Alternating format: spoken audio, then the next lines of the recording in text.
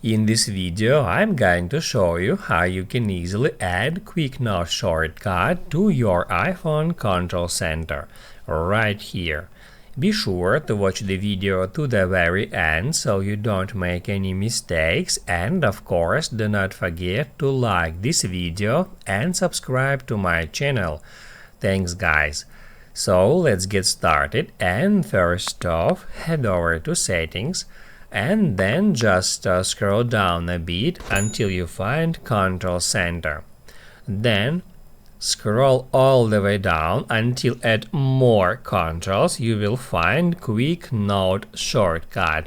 And then in order to add that shortcut to the control center, all you have to do is just tap at the plus sign next to it, and that will immediately move it to included controls.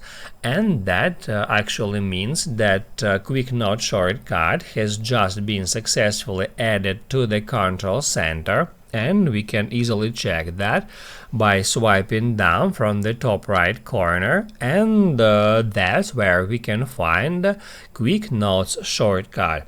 We can just tap on it to create a quick note. In that way we can easily do so. And then if we want to change the order of the shortcuts in the control center, all we have to do is just drag them up or down, just like that, and that will actually change the order of shortcuts in the control center.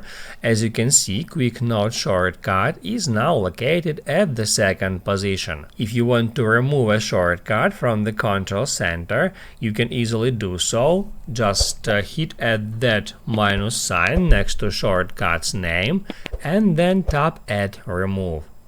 Now you can write down in the comments below if you have any questions about that tutorial. Hit the like button if you liked that video, and see you in the next one.